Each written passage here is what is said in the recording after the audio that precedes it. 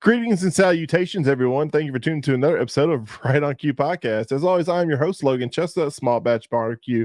Joining me tonight is my barbecue brother, Mr. Rusty Monson from Salt City Barbecue, aka your mom's house in Tuscany. Your mom's. Yeah, I'm in Tuscany right now. It's beautiful here, actually. It's very, very nice. Yeah. I mean, see the nice culture and all that. Yeah, right there. Yeah, it's nice. It's right outside my window. I like it, man. Oof. One day I want to roll like big Rusty. I mean, that Salt City Barbecue is doing big things. Yeah, man. We're just open up shop here in Tuscany, Italy, and so yeah, man. Prosciutto. I don't know, man. I would totally bomb it over there. Yeah. I don't know. I'm just trying to play the background, so it's going to be, if you're watching right now, then you're going to see a lot of, I don't know. I'm just messing around. I'm having fun, with the technology. So. I appreciate. I like the experimentation. That's what the podcast is all about. It's experimentation and new ideas, all that good stuff.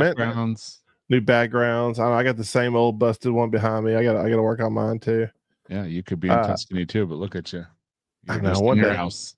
Just in my house, in my cave. But no. And I just realized, man, it's supposed to be a new year, new us, streaming live on YouTube, which we are streaming live on YouTube, but we are also apparently streaming live on Facebook as well. So thank you guys for tuning in. That was a mess up on my end, but no big deal. But hey, Rusty, how's your new year been doing, man? How's everything been going? You got the funk? Slow is what it is. January is very slow for us. It's kind of rough. So it's good and bad. You're going to kind of get like, when you just run and gun all summer long, it's nice to take a break, but then you realize there's bills to pay. And then you're like, oh crap, we should go do something. You mean the bills don't stop in the winter months? No, it's weird. You still have to pay for rent. You still have to pay for, everything. It's so stupid.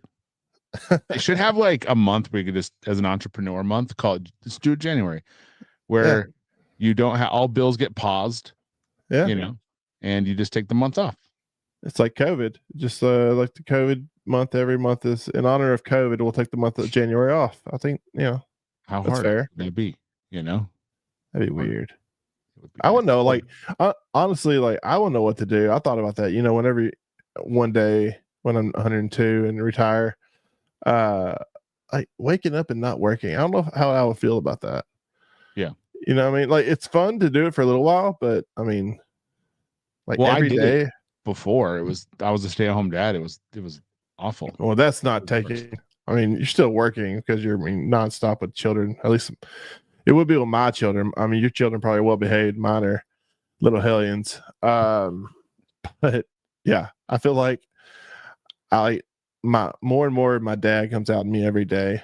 I'm like, I even like grabbed the belt the other day. I'm like, if y'all don't shut up, I'm like, stop it. Starting to sound like my dad. I can't do that. I know. I hate that. I do that all the time. I'm all the time. By the way, just so you guys know, we've moved from Tuscany. Now we're on vacation in a wood log cabin. So cabin in the woods. I don't know if you've seen that movie, but this is the setting. You ever seen that movie? You ever seen a movie, Rusty, Cabin in the Woods? No, I don't do horror movies, and not because they scare me, just because they don't. I don't know. No, so they were kind of cheesy back in the day. So no, they're so cheap. No, that's why I love it though. It's so cheap. My wife took me to it, and I remember like watching it the first time with her in the theaters. I'm like, this is the worst. I was laughing. I'm in the theater laughing at the end of it.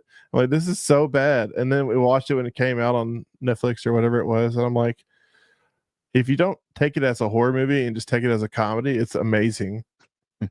It's a whole new experience. It's so fun. It's so fun. It's so cheesy. I'm like rolling it. I still like gambling. Yes, werewolves. All right.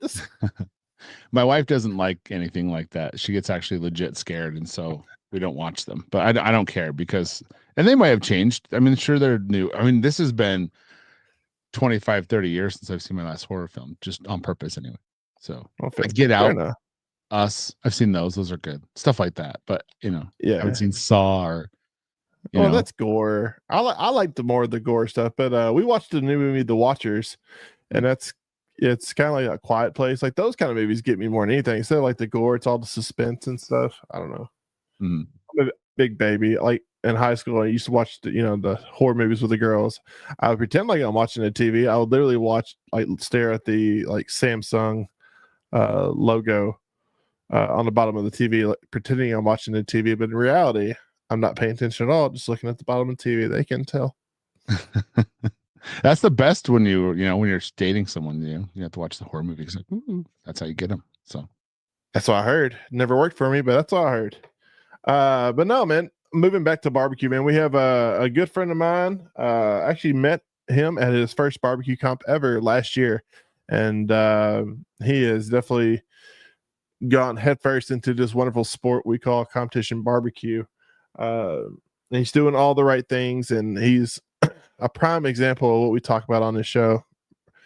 Man, Rusty, I need to talk to your traveling agent, man. It's like light speed. I just came home. I just got home, guys. Sorry, I'm just gonna tuck in. I'm gonna play a concerto on my piano and then hit the bed after this podcast. So it's been a long day of travel, and I'm excited to wrap it up. I feel bougie. I feel like but this whole thing, this is just part of a small part of my 20,000 foot square house. 20,000 foot. I got that. Thanks, but no, man. Back to our guest. So without further ado, let's bring on Mr. Buzz from Puddleduck Barbecue. What's up, buddy? Hey, what's going on, Logan? You guys hear me okay? Yes, sir. We hear you. All right. Hey, appreciate you having me on tonight, man. Absolutely, man. Well, tell our guests who don't know you, who don't have the honor like I do, who you are and how you got into this wonderful sport we call competition barbecue. Well, again, my name is Buzz Hunley, Puddleduck Barbecue.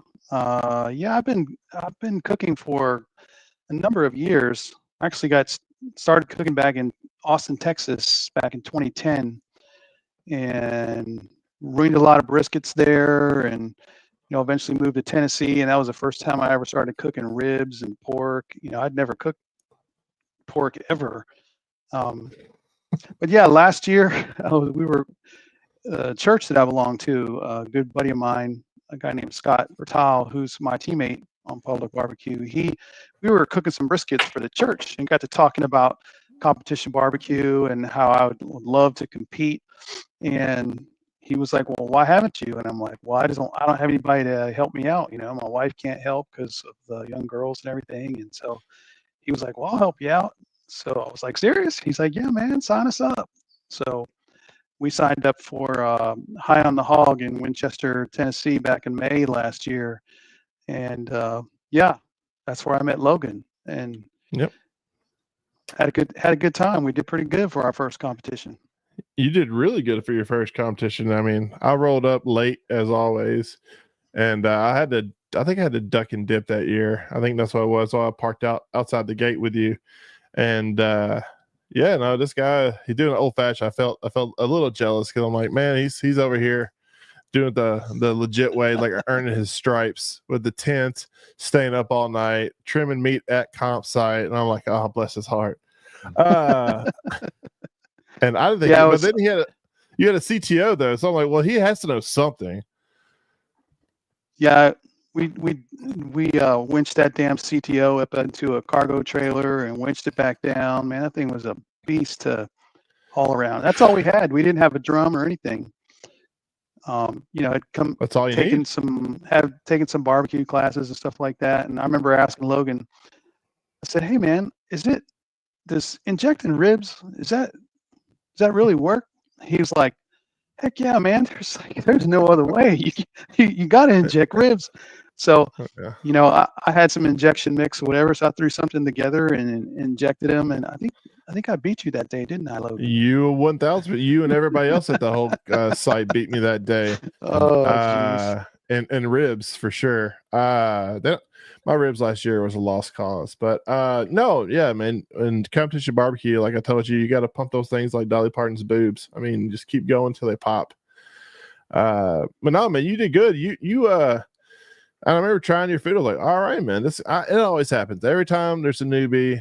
I mean, I think it's in every sport or activity. It's like you meet a new guy, like, well, he's gonna win something, you know.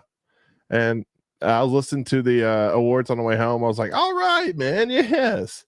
I know that guy. I think we tied with AJ for third in ribs that day, and we got the fourth on the tiebreaker, and I think we got called 10th for overall. And I was like, looked at Scott, I'm like, are you effing kidding me, man? It's fun. It's fun when you win. We got bit by the bug then. So yeah. So like $50,000 later, here we are. Exactly, that's the thing. right? Like that little bowling trophy you get the first time. It's like, well, that's a very expensive trophy you got. Yes, it was. No, but it's beautiful. I mean, Rusty, you like that with your first time? Like whenever you started doing competition stuff, you roll in and didn't know what you're doing. I feel like you do better that way instead of like overthinking things like I do. Yeah, when we were doing backyards, it was like that. I mean, I'm someone who has to be ready. I try to do my best of, reading books or whatever I need to do. So my first time around, I felt like I was prepared, but you never really are. And, I got there, we were really nervous, but the person next to us was cooking whole chickens instead of the little, thighs that you're supposed to. So I felt a little bit better. Like at least I'm a little bit prepared. At least we're not going to lose, And I we want were to see how nice they enough put to kind them of in walk the over and box. say, hey, you have to have 6 pieces. Like what? So they chopped the chicken a bit.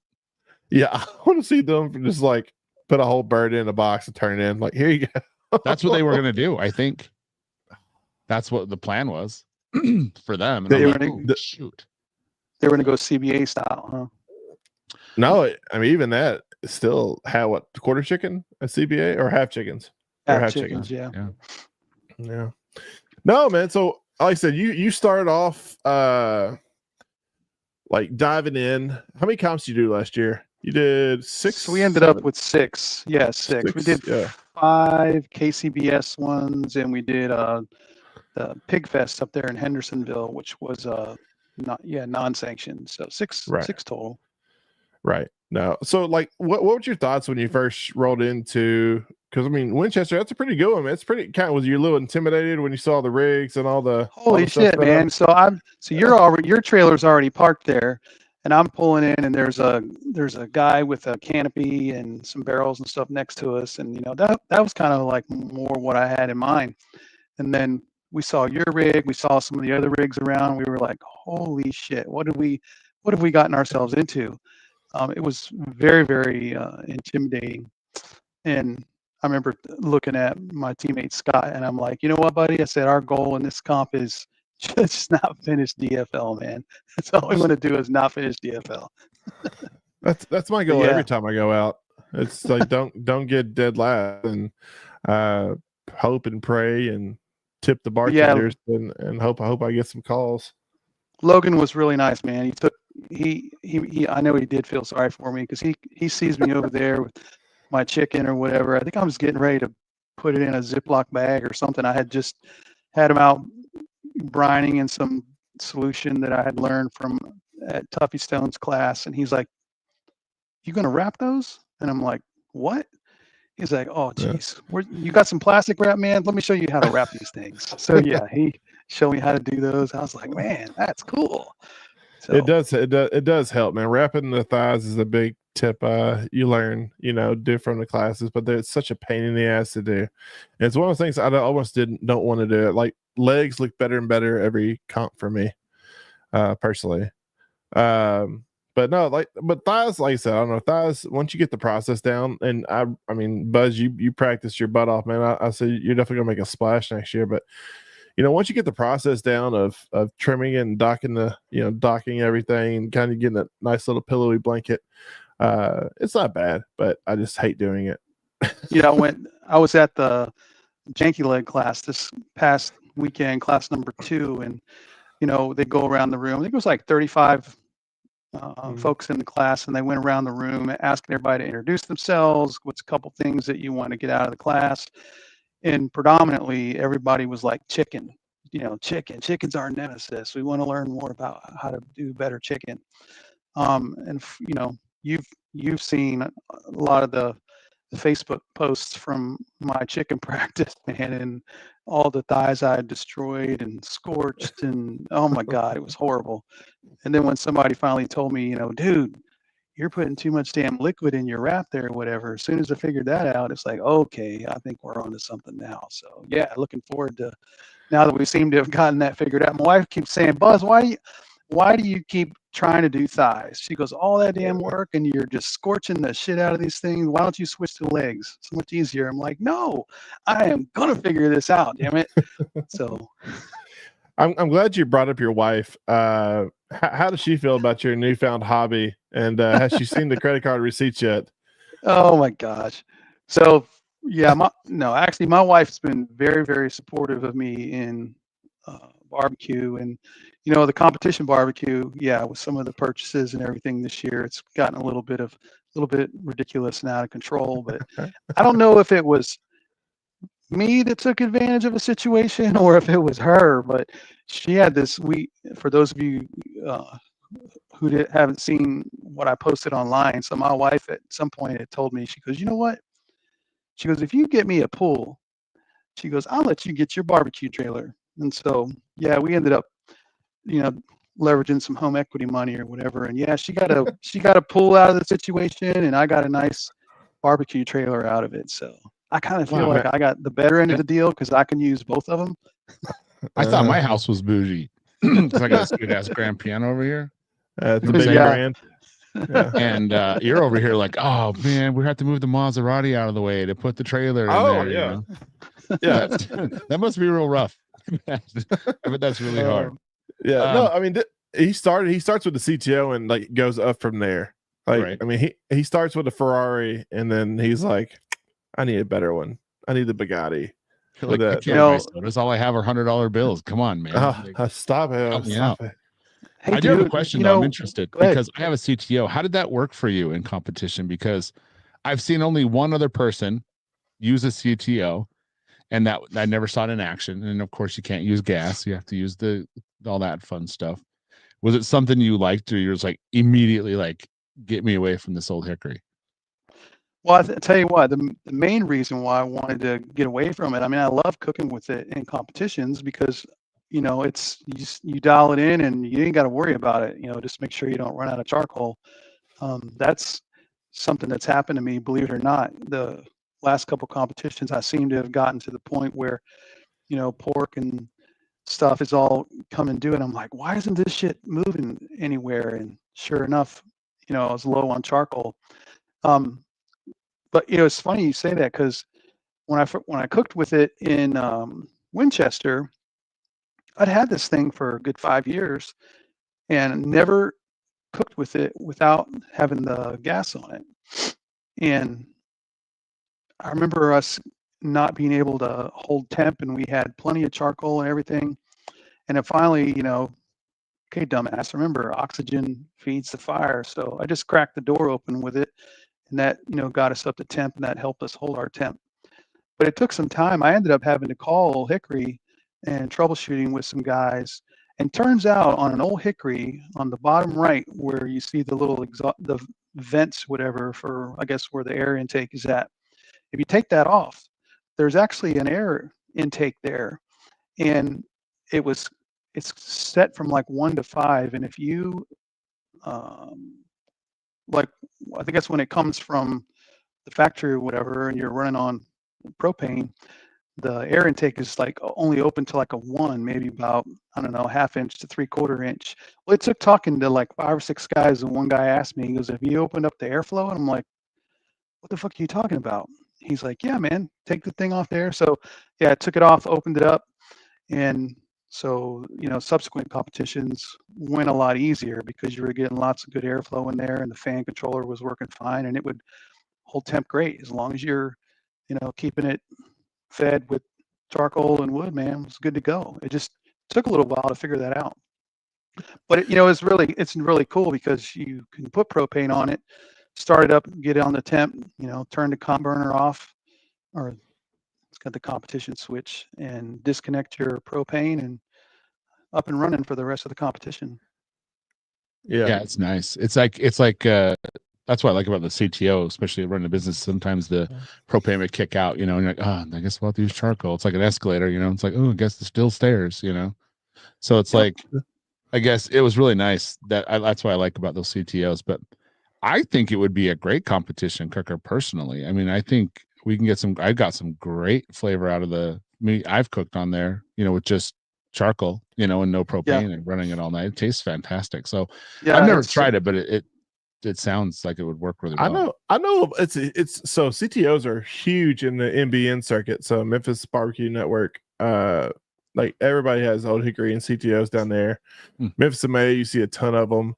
And I know quite a few KCBS teams that do really well. That have been to the Jack and all that jazz that run CTOs. You cooked on one for a while, right? I used to have a CTO until I realized because I mean, Rusty, you cook on these things every day, and Buzz, it looks like you do too with all your practice. I mean, there's a lot of tricks to them. Like it's not just like people think, all right, you light the charcoal, get it going, and then you set the easy bake oven, and then you're done. But there's a lot of little tweaks and rotating your meat and opening, like I said, opening the firebox door to get it, if you need some more heat, more airflow. It took me a while to figure that stuff out. And then also when you look behind on your trailer and you see your CTO do it flapping around like a flag in the wind, that always freaks me out a little bit too. Yeah. That'd be scary, I think. No, cheap thing. I'm like, what would you drive down the interstate and you see like a $7,000 grill? Just oh my god, it fell off or something or what? No, so I had a rotted. So I bought this trailer from a guy in New York, and the New York winters all over the salt and all the snow and stuff over the years. I guess that wood floor just went disintegrating, and so I just bolted my CTO to the existing rotting floor. And when I'm driving back from Georgia on all the wonderful roads that are down there, hit 1 or 2 or 25,000 potholes, and the leg pushed through the floor on one side of my CTO. So I look back and it's just flapping in the wind. And that's another thing. So when you travel with yours or when you used to travel with yours on your trailer, Rusty, was it like set? Was it set on your trailer, or is it like did you bolt it down to your trailer, or how do you do that? Well, when we had the food truck, we couldn't cook on it because of the fire code. So we actually had to load it on and unload it a lot. So I understand what that's like, because sometimes we'd have to bring it with us to certain events, and we could open up, because we had a trailer that would open down and it would basically be just like a flat, porch. Yeah. So we could roll it out because it was open air. But yeah, we never really had to strap it down. We've always had it stationary. And that's another thing I learned. You have to ratchet strap it shut if it's on the back of your trailer, because those little latches, they don't do so well holding the doors on. I remember our first contest, I looked back and the doors were wide open and my racks are vibrating out of the trailer going down the road. So my first trip to Georgia was a good time. Good times had by all that whole trip. But no, they're fun. They're great cookers, and I mean, internationally used, can't beat them. Yeah, when I designed the trailer, I actually specifically laid out the D-rings in a certain way so that I could winch that CTO up right into the middle of the back porch, and then, run 2 straps front to back, and then one over it side to side, and strap it all down. And it rode really, really well. It was just a pain in the ass getting it on and off. I mean, 600 pounds. That thing is no, But yeah, what is it? 685 pounds, and then when you add some heavy duty caster wheels to it, that adds another 100 pounds to it. So yeah, mine was about 800 pounds getting it on and off. Yeah, it can kill someone. Yeah, kill someone, kill a truck, whatever. No, so you start talking about like going to let's talk about your new cooker now, because like I said, you've once again you're in year 2, right? Is this technically year 2? Year 2. Yeah, so he said to hell with the CTO, and now he's cooking with getting ready to start cooking with an outlaw. I turned 60 last month, and I had to lay a guilt trip on the wife, turning 60 years old, and that should deserve a real special birthday present or whatever. She's like, oh, geez, what do you want now? And so, guilted her into letting me buy an Outlaw. So I ended up getting the, what is it, the 2860? So 28 deep, 60 wide, whatever. Took the trailer up there to Indiana to Jay Craig's place there, and they loaded it up and drove it back. So just got that, a week ago. So a week ago today. Only cooked on it once. So how Rusty, you ever cooked on, I mean, you cook on offsets before, like the learning curve on, do you think the learning curve on some of these more like well made offsets are less than there are like some of these home built ones you see? Totally. It's easy. Good example. The first time I ever cooked on it was a Jambo, and it was silky smooth, right? And it's almost like everyone you watch on YouTube or something like that, they're kind of like in tune with this unit already, in the way that it smokes. And then you go to like a Z grill or some crazy shit, and you're like, what is happening? Like, I cannot, it's just like, wow, wow, wow, wow. They say, it's like the good part is those, if you can go out there and get one of those Oklahoma Joes or with the char broilers or whatever they are, and you can learn on one of those, man, you can learn on anything, and so it's kind of like, it's easier, yes, but man, I always tell people, like, go out and get a cheap unit and learn how to properly manage your fire, because it's really all about adjusting to what's happening. And you learn that quickly with those old crappy offsets. So those wood eaters, I'll call them. Yeah. I used to cook on a big Lang 96 before I got the CTO. So I cooked on that for a while, just at home and for church and some small events, stuff like that. So yeah, you're right. Once you learn how to cook on those or whatever, I think you can pretty much cook on everything. The scary part about it is once you cook on them long enough, you can look at a fire and you can tell I need to add a bigger log versus a smaller log. It's you learn a lot when you're cooking on an offset like that. Well, what made you jump from? I mean, the last three smokers you said are all premium smokers. What is it about the Lang that made you want to jump to the CTO and then next the CTO to the Outlaw? So most of the stuff that I was cooking on Lang were briskets, and briskets, turned out great. But when I'm cooking briskets overnight or whatever, I just got tired of staying up all night feeding it logs. That's a pure stick burner there. I wasn't running charcoal with chunks on it, whatever. I mean, I'm putting, good full size logs and stuff in there and having to feed them every 30 to 45 minutes. And I just got tired of staying up all night. I'm, like I said, just turned 60 and just couldn't do it. And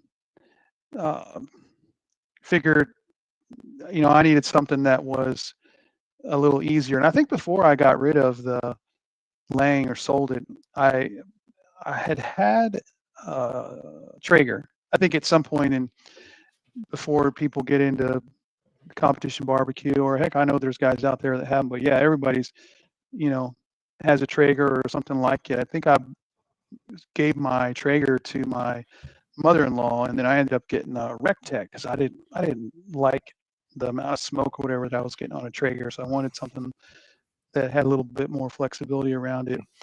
So once I got spoiled by the Rectech and being able to set a temperature and go to bed, I was like, okay. And that's when I think I had gone to a class with Malcolm Reed and Mark Lambert.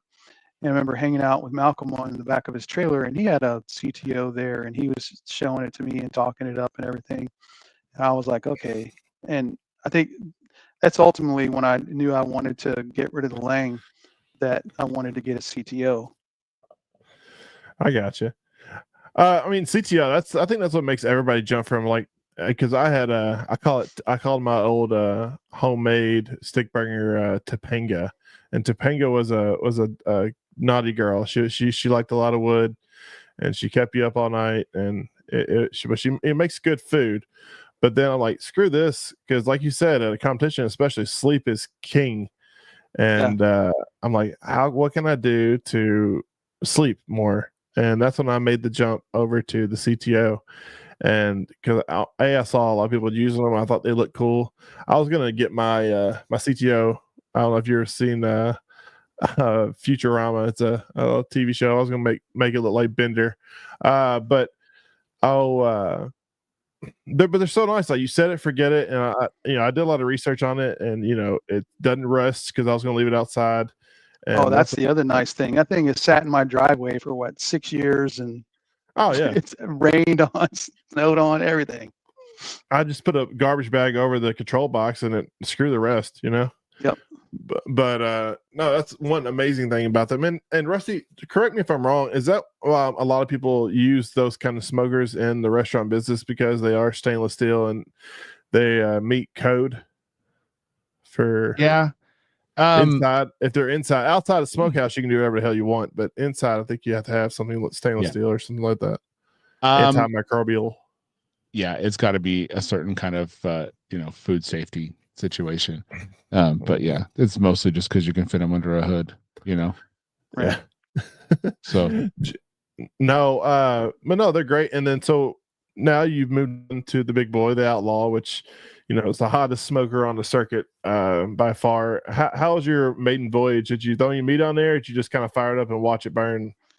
I mean, for the first day, seasoning it, I think I ran it for about 6 hours, just feeding it, letting it run, and experimenting with how to dial in the different temperature, trying to get it to run steady at 300. Then can crank through some fuel if you've got good airflow going.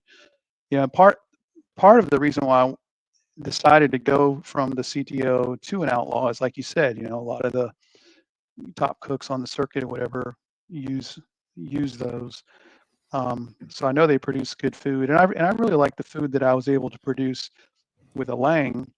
And then having a few competitions under my belt now, knowing that I'm only cooking from 4:30, 5 o'clock in the morning if I'm doing like a master series. I've done 2 master series, so I think I usually fire it up around 4:30, and you cook until noon, 1 o'clock, somewhere in there, versus feeding it all night long. I was like, okay, I could do that.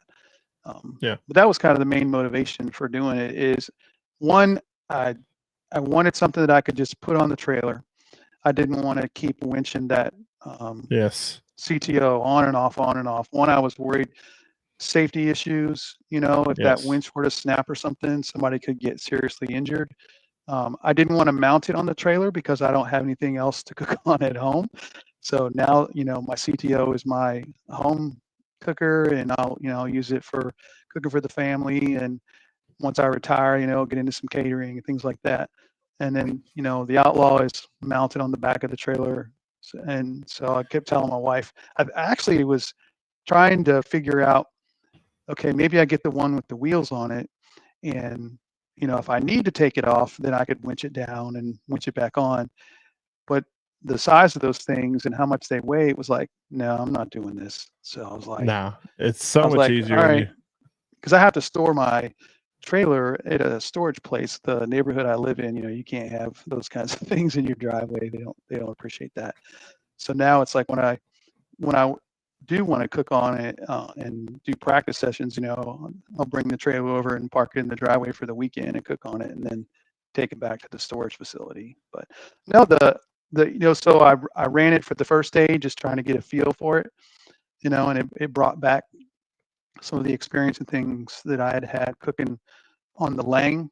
The difference between the two, is the Outlaw obviously has the insulated firebox, so your fire isn't, quite as, it's a little different than what you're using on the Lang on the non-insulated firebox. And so, day 2, screw it, man. Let's cook a brisket. It turned out really good.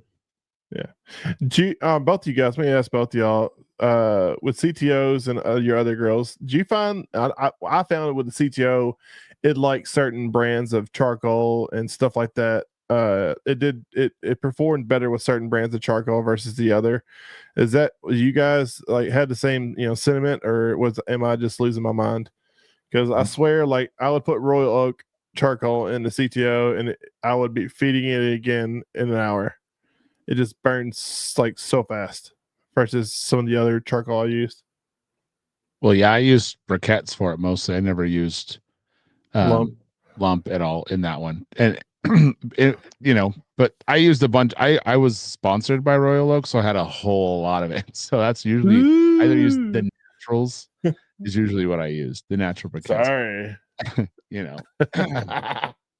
But it's for me, I noticed when I used my favorite was I went to the restaurant stores and I got this, I don't know what the heck it's called, but it's this mesquite lump and it was freaking huge. And when I used that one was a lot better. I mean, you only put like 6 or 7 huge chunks in, but it was really good. It stayed for a long time. But yeah, mostly I just use Royal Oak, and I had a great time with it. But I never use. Whenever I, of course, briquettes, last longer, of course. But whenever I would use lump, it was just bye. So yeah, use that. It's so much quicker.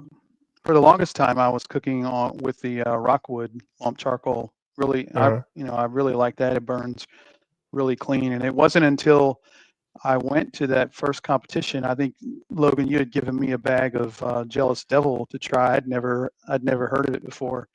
So I tried that. That's when I started trying the Good Charcoal and Good Charcoal Company. Great Charcoal bag. Company. Yeah. And Royal Oak. I think I noticed slightly that Royal Oak did seem to burn a little faster. I've tried both the lump, tried the briquettes. Sometimes I like to mix the lump and the briquettes. One of the things I learned from Phil Breeden is if you mix the Royal Oak lump with a little bit of the briquettes, whatever, you get a little bit of that dirty smoke or whatever. So you can get that some good charcoal flavor on your meat. And then one I've been messing with recently, and I think they might end up sponsoring me, is there's a new player in the market called African Charcoal Company, and they're an acacia wood based product, like some of the other ones. And yeah, you open a bag of their charcoal and the lump is not as big as the one that you mentioned, Rusty, but they're good. They're good sized compared to some of the other acacia based products that you see. And in addition to charcoal, they also have acacia wood, and it's got a very similar flavor profile to like cherry wood. So it's kind of a fruit based You think so? flavor. It's pretty good. I see when I mean the Good Charcoal Company, which we were sponsored by last year. They send us the super briquette, and they use that acacia wood from Africa or whatever. I guess it's an invasive species in Africa, and that's why they're kind of pushing to use it for charcoal, which whatever I can do to help the environment. But it's really good. I really love the flavor and stuff, but I feel like it's almost like B&B charcoal. You ever lit some B&B charcoal, and in that first 10 minutes it has that funk like smell to it? It's kind of like that. Like once you burn it off the first 10-15 minutes, it's perfect, but that first 10-15 minutes it has a little funk, little something going on in there that I can't describe. Well, that's like when I was at Winchester. I don't know if you remember, right? I think we had to cook burgers or tacos or whatever, and I had little tacos, AJ. Yeah, I had some grill running there, and I was running some B&B. I'd never cooked with it before, and I'm like, oh, it's what everybody else uses, so I'll try it. And I don't know if you remember me saying, man, this it smells like it's got like an ammonia smell to it or whatever. I didn't like it. I haven't cooked on it since. I mean, AJ cooks on it and wins all the time. I mean, a lot of people cook with it and win. I think it's just like, some of the other charcoals. It's like you got to learn. They all got a little personalities. You kind of got to learn, stick with it. Because one thing I screwed up with a lot when I started off doing barbecue was I tried to keep up with the fads.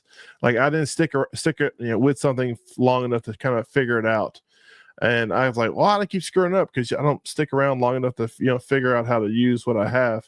And that's how I was with like all the different charcoals. Like I was like, oh, I saw that guy use this one, so I'm gonna try it this week, and this week, and this week, and just into all the different stuff. And it just threw me off completely because, like you said, the CTO, I used the Royal Oak because everybody uses Royal Oak. And halfway through my cook, I'm like, why is the temperature not staying hot. And I look in the charcoal box and it's empty. And I'm like, what the hell? Yeah. And we all know how CTOs, they don't recover quick. No. So No, they don't. Not especially when you're down to like ashes. No, it's You it can't hook the me. propane tank back up. No, yeah. So I'm over here like rubbing sticks together and like trying to get this thing lit, and it was just a mess. Yeah, But- it was like I remember charcoal's, it's a big part of things, like you said, sticking with things. I'm a Rockwood guy, and I remember the first day someone was burning it and I walk up, I could smell it for a mile away, and I'm like, that's one of the best smells I've ever smelled in my life. And I went up, it was my friend Matt, who we've had on the show. I'm like, Matt, what is that? He's like, it's Rockwood. I'm like, oh my God, that's what I'm gonna do from now on. That is the best smell ever. And then I switched over to Royal Oak, which was fine, but it was not as chunky. It wasn't as, there was little bits and pieces, and all of a sudden my fire kept going. I'm like, what the heck? And those pieces were, compacting and putting my fires and lowering the heat. So yeah, it's something, you need to get and stick to. I think that's a lot of things in barbecue. Like, I know a lot of people can say, well, I'm just going to cook whatever, and they could probably do it. But I think for the most part, a lot of success I've had and I've seen other people have is that they'll focus in on, I know people who will only cook with Snake River Farms black because they know them so well, and they do really well with them, and so I think that's something to say to, every single piece of meat and charcoal and wood that you use, sticking to something, getting to know it. And if you want to deviate from that, that's fine. But I think that's an important part of competition. Do you guys feel like you can actually taste the difference in your proteins depending on the type of charcoal that you're running? Yeah, definitely. And yeah. And it's not like I can tell like, oh, this is Rockwood. I can just tell what's clean and what's not. And I think when you're running Rockwood, it's a very clean fire, and it is you very might clean. not get a little mildness to it. But when I'm running, like, let's say Kingsford, briquettes, I'm going to taste that because it's going to be a little stronger, more pungent. Yeah, like I told you whenever I met you the first time, I think I told you my charcoal I use a little bit of Jealous Devil lump at the bottom, just a few pieces, and then I top the rest of it off with the good charcoal company, the super briquettes, because like you said, I mean, Jealous Devil burns a little cleaner, a little hotter, but I love the dirty, like Phil said, you get that, or Jordan, I'm sure whatever one told Phil, you that. You get that little dirty grill kind of flavor on the top front of briquettes that go really well with a lot of the proteins we're cooking. Speaking of proteins, what brands we talked about, sticking with stuff, especially brands of charcoal. What have you explored with? Have you like kind of dabbled in different chicken brands, different pork brands? Like what are your favorite kind of brands, and can you tell a difference?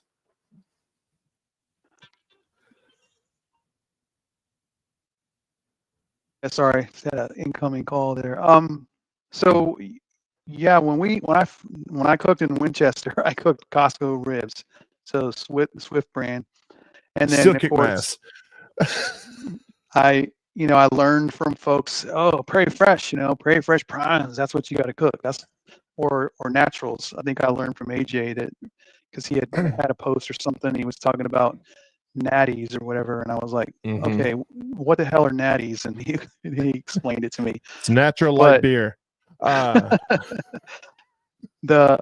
I cooked at Winchester, the next competition wasn't until like August, and so I ended up ordering some of the Prairie Fresh Primes from Jay at Cordy Meats, and he sent me some monsters or whatever, and I ended up getting a ninth place call at that.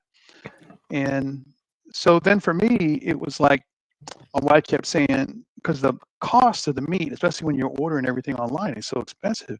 And I got to figure out a way to control the costs here. I can't be spending $500 for competitions, ordering damn meats online and stuff. So my wife kept saying, well, why don't you just go back to cooking Costco ribs? We like them. You got a third or a fourth place call at Winchester. Just go back to those. And so I made friends with Ryan Sadam. I think that's how you pronounce his last name. The guy who makes the foul forms. and he had done tests between Allegiance, the Prairie Fresh, and something else, and he like just raved on the Allegiance brand. And I remember trying some because I had cooked with some Duroc brand ribs as well. And when I learned, the Allegiance brand, they're kind of a Duroc hybrid, I ended up, there's a local meat shop that we have here in Spring Hill called Light Hill Meats. And turns out the ribs and the pork they sell is Allegiance brand. In fact, Derek from Bentley Q, I think, is good friends with those guys. And they were originally selling something else. And because there's a burger joint next door to Light Hill Meats, he convinced they were making Allegiance for some of their pulled pork and things like that. And so Derek convinced them to start selling the Allegiance stuff. And so I started out trying and practicing with some of the Allegiance ribs. They're a little bit smaller, a little bit thinner than what you might get with the Prairie Fresh stuff, but they have amazing flavor on them. And I think I used the Allegiance brand when I did the Gunnersville, when I was parked there next to you and AJ, and got a second place call with those. And so I have stuck with those since I can source them locally, and they're a little cheaper than having to buy stuff online. As far as a lot cheaper. Yeah, as far as chicken goes, I would love to cook Springer Mountain Farms chicken, but it's not easy for me to find here locally. I know you turned me on to the guy over there in Murfreesboro, and he said he could order some. I think you got to buy it by the case or whatever. But so I've cooked Springer Mountain Farms. I was using some of the Publix brand chicken there. I forget the one that they have. It's pretty nice. I think Scott from Deviant Smoke uses that. Yeah. Like he's the one that turned me on to that. So I cooked those for a couple comps, and I was still destroying my chicken. And then I was in Sam's one day and saw the Member Mark thighs that they have, and they looked really, really good. So I bought a couple packs of those and did a practice run with them, and they turned out great. So the last few competitions, just because they're cheap, you get 10 in a pack for like $9 or whatever. If you get close to 7 pounds of thigh meat or whatever. And the Land Barbecue Classic, I tied 8th place for chicken in that Master Series one. So I'm gonna try and stick with those because I can get them right up the street in Franklin, and they taste good. Yeah, I don't think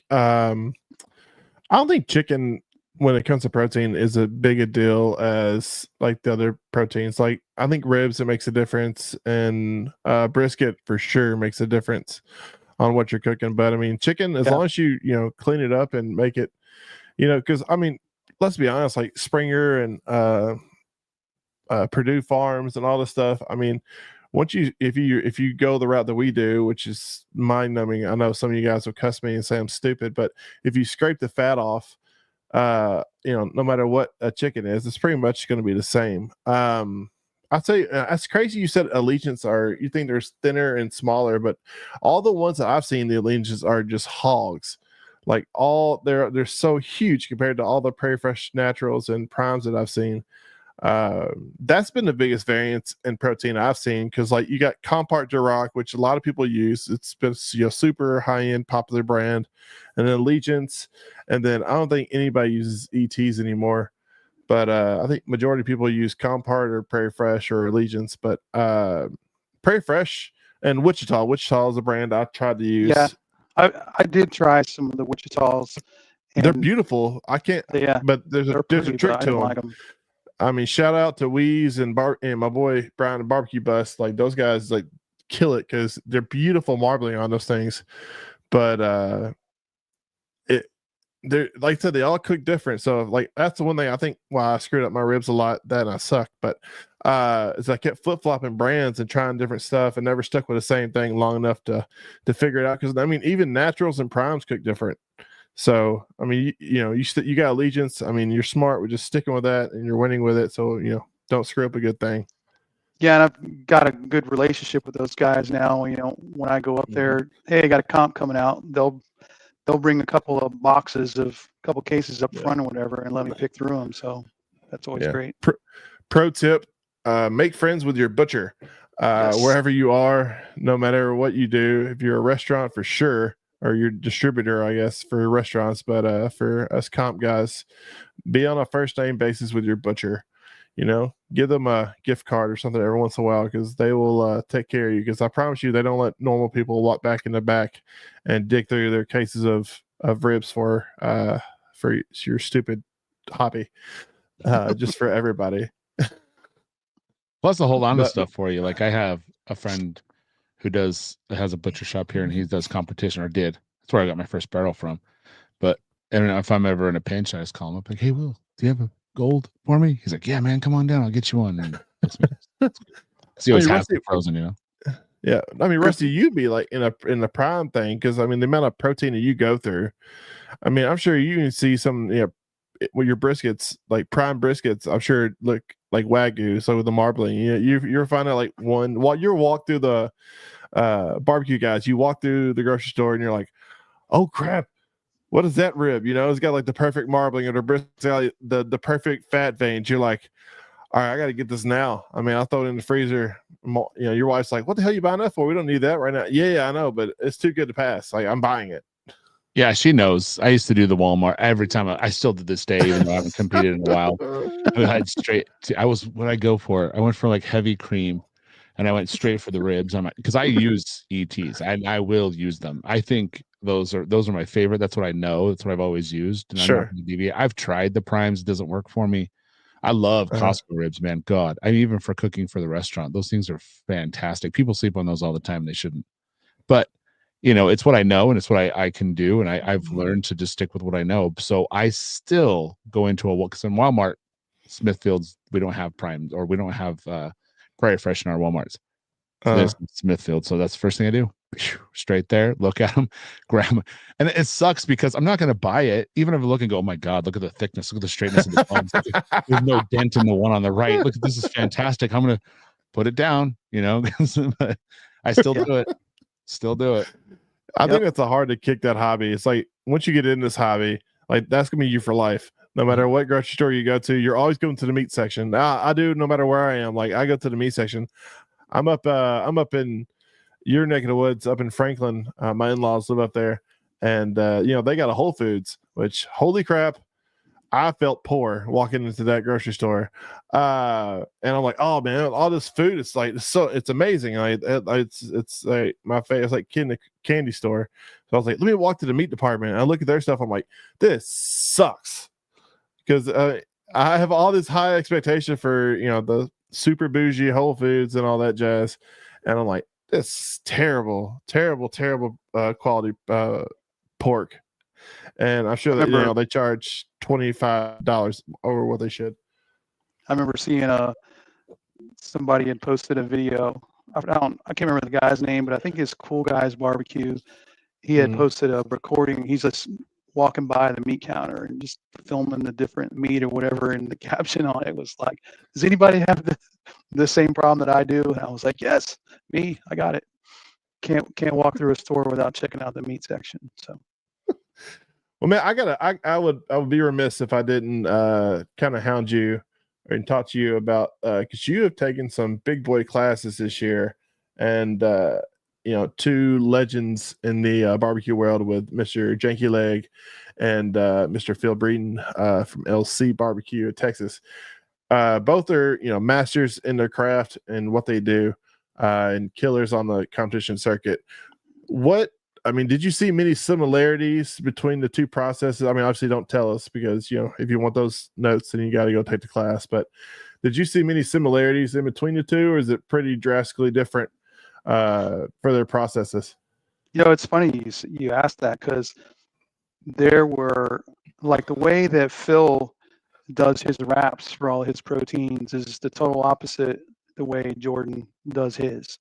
And in fact, I asked Jordan, because he's a foil guy, and I asked him, you know, have you ever have you ever experimented around with just, wrapping in half pans and with your liquid and, just covering it? And he just looked at me like I had two heads, and he's like, just put them in the pan? I'm like, yeah. And I actually showed him I showed him a picture or whatever, and he was like, huh. He goes, no, never heard of anybody doing that, and I don't think I would ever try it. But yeah, there were lots of similarities, but lots of differences. And I think the one key thing that that I've just learned with these guys is that at that level, it's about tenderness, and it's taking it to the extreme edge without going over the line. And how they win competitions. Like Jordan said at the beginning of the class, he was like, look, if you're just here for my recipes, he goes, here's the printout. You might as well pack up your stuff and leave. That's all the reason why you're here. He goes, hopefully you came here for more than that.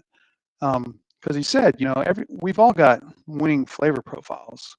It's nobody has the secret on that. I mean, obviously some do better than others. And he goes, and I'm going to give you all my recipes. He goes, but you still got to cook it. He goes, if you've not done a lot of this, he goes, I'm going to beat you every day. And he's right. I mean, the way the way he cooks stuff and the extreme that he takes it to, just how he looks at the way different things are done. I've learned that, there's probably a lot of times I'm, pulling stuff too soon. And then just the whole technique of, blasting something in the beginning and then backing it down. I never would have ever considered doing something like that. It's always, keep consistent temperature. So being able to play with that. But yeah, a lot of differences in technique, obviously differences in flavor profiles. But the way they finish and the textures and tenderness that they're shooting for, that's where there's a lot of similarities there. I got you. I mean, it's funny you said the pan thing. That's a Texas thing. I mean, we'll pop the bubble. That's the instead of wrapping the ribs individually, doing it in a pan. That's. I mean, I know a lot of people in Texas that do it that way. I think that's a CBA thing, a little trick that they do. But I mean, it makes sense though. And that'd be so much. I tried it before, and it's because I'm like, man, that's so much easier to just do it like that. But once again, I screwed it up. So it's my fault, not the pan's fault. It's my fault, but I blamed it on the pan. What was interesting is going to the janky leg class. You would go there with the expectation that, oh my God, I'm going to have like some of the best tasting barbecue ever, right? And most mediocre barbecue. We had, they cooked it like a competition. So we had chicken first. Chicken was really good. I was pretty blown away with it. And then we had ribs next, and I was kind of like, oh, I don't like that. That's actually kind of nasty. And I hate to even say that, and then it came to the pork. I didn't like the pork. And it came to the brisket. I was like, okay, good. Maybe we're going to have some beef here. Maybe I'll like that. And I kind of didn't like the brisket either. So there was something in those three proteins. I got to go back and dissect the notes or whatever to find out, was it a common, rub or something that may have been in the injection or the wrap or something? There's some kind of common ingredient in those three proteins that he's using that just didn't agree with me. So. Yeah. Well, it's one of those things, like it's a hard lesson to learn when you're first starting in competition. Like, you're not cooking for yourself, you're cooking for the judges. So it don't matter if you think it tastes like crap or not. Because I mean, I've had Leininger's, some of his food, and I'm like, I mean, you expect, coming from him, that, and Jordan, I've had some of his food before. Like, you expect it to be the best in the world because they're world champion, cookers, but in competition barbecue, you're not trying to make the best possible barbecue out there. You make the best mediocre, don't offend it. You're trying to make woke food. Like, you don't want to offend nobody whenever you do barbecue. So that's been my new slogan. Competition barbecue, make sure it's woke. Well, I mean, one of the cool things, there were a lot of big name guys that were there. Eric Cantrell was there. He talked about judging, stuff like that. Aaron, was it Stoffler from Mammy was there. Yes. Bill Heinen, whatever, from Triple H, he was there. A couple other guys, and I was talking to some of those guys and asking some of the others. I was like, "So what do you think, man? Is that like a standard KCBS kind of flavor profile? Because I've never tasted anything like that. I don't really like it." Because I was thinking, oh shit, I'm in trouble if that's what I got to cook. I don't like it. How the hell would I cook something like that? But yeah, they were kind of like, yeah, it's pretty standard for, I guess, KCBS. Maybe it's a regional thing in that particular area. But I know Jordan, man, they travel all over the place and win all sorts of GCs or whatever. I mean, so the dude's a stud. He's a monster. Yeah. So I mean it's the little things in those classes that make you better. But no, definitely cool experience. I mean, you definitely hit the road and I think knowledge. I mean, what do you think classes have done for you as far as like shortening? Because me and Rusty have talked about it on the show before. Like taking classes, like shortens the learning curve dramatically. Whenever it comes to, because I mean, obviously, I mean, you year one, you took some classes before and you started hitting. It usually takes people a couple of years before they start hitting. Do you think like taking the classes and kind of getting a head start has helped you on the process? Oh, absolutely. Going into that first competition, I had been to some other classes, with some of the guys that you see, barbecue pit masters and all, and definitely was a help. But then, when I took Phil's class back in August, I had never cooked a Master Series competition before. So I took that class, and then 2 weeks later, cooked my first Master Series and finished 15th out of, I think it was like 48 or 49 teams. But I mean, what I got out of Phil's was obviously very good flavor profiles, but the techniques, right? Mm-hmm. How, your finishing processes, the different techniques in prepping the meats, and being able to, cook them to the right tenderness is probably what I've got the most out of these last two classes. Each, and obviously, as you guys know, as each one that you do, you learn and you get better, and the more practice you put into it, you continue to learn and do better. And I'm always trying to take something away from each competition that I do. But that was the one big thing that I learned at Phil's class, is just how to know when something is the right tenderness, when it's ready to take off the smoker and let it rest a bit. So right, absolutely. Well, man, this is the time of show. It's the Brothers Q Barbecue Supply Lightning Round, brought to you by Brothers Q Barbecue Supply for all your barbecue needs. You've seen the show. I'm going to ask you a series of questions, little one-liners. Don't think too hard on it, and let me know when you're ready. All right, let's do it. All right, man. What is one thing you have on your trailer and you cannot always have on your trailer? You cannot say your thermopin or thermometer.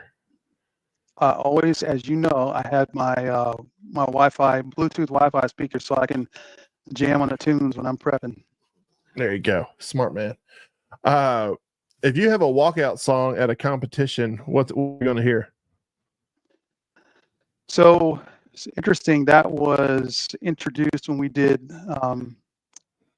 the competition at Gunnersville, and I originally had that song "Ain't No Love in Oklahoma" just because I like the way it opens up. But then I heard the song, what is it? Damn it. It's one of the songs from Twisters about the cards have been dealt, right? Okay. Some draw diamonds, some draw hearts, some draw aces from the start. Yeah, that was my walk up song. I like that one. You got barbecue, man. You got to deal with the cards you've been dealt. You got to roll with it. That's right. All right. If you're going to go on vacation, you go to the beach, or are you going to go to the mountains?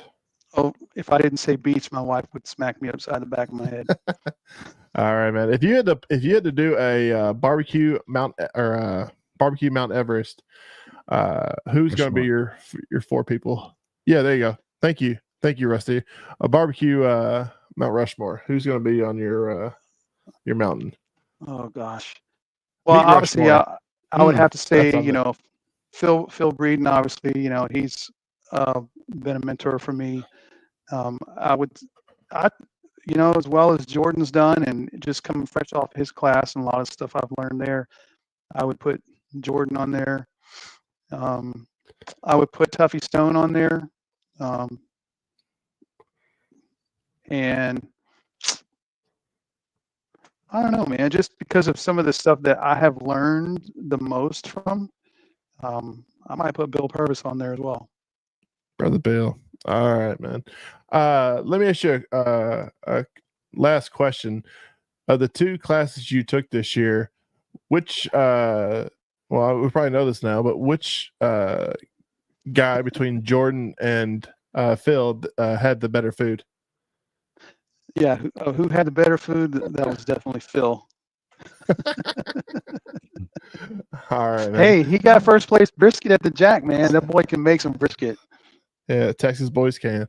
No, man. Well, hey, that's our show, man. I really appreciate you coming on, man. It's always fun to see you, and I know you're gonna kill it this year. Coming up, are you gonna do Smoke on the Shore? You signed up for that? I'll be there. Yep, signed up for that one.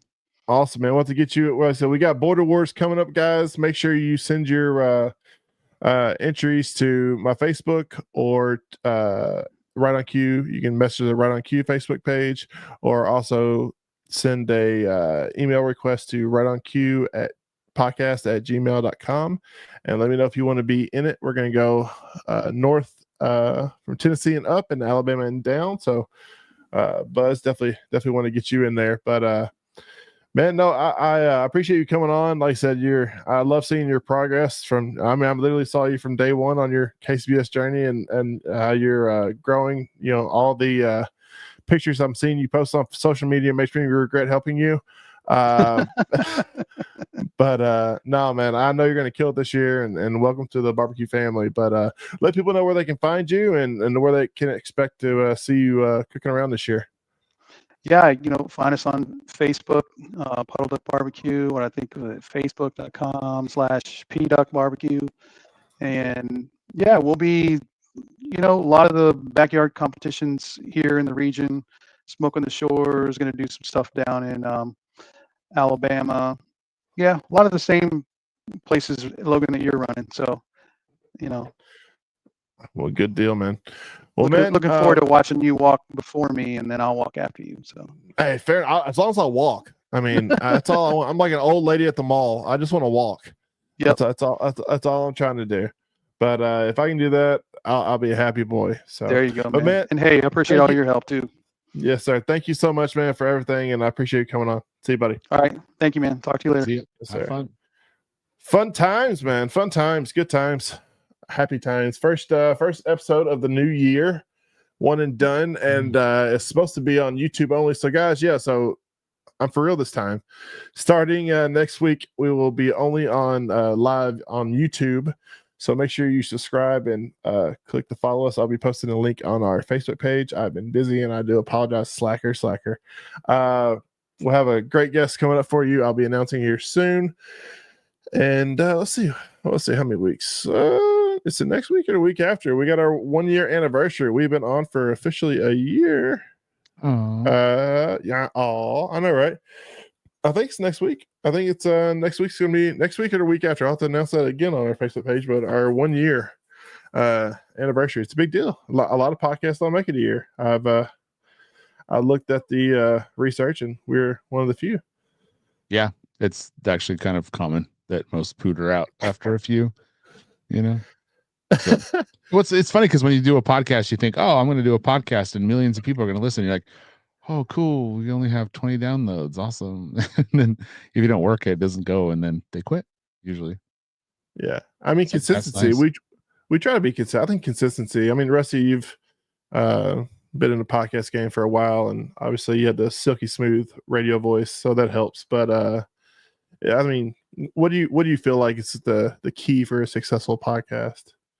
I think it's just content, man. I honestly think I think a lot of people say that being consistent is key, but I think that's key too. But I think it's just, do people want to listen to it, and how many people want to listen to that kind of stuff, so it just depends on your audience really, and what you can bring to them every week. And if you can bring them something they want to hear every week, they'll listen every week. And If you don't, they'll peter off. It's usually how it goes. Yeah. Well, we do our best here, and we try to keep it light, fun. But no, man, I'm having a blast with it. I mean, I may only have my mom. I thank you, sir. I truly appreciate it. No, Rusty and my mom listen, so that's all I need.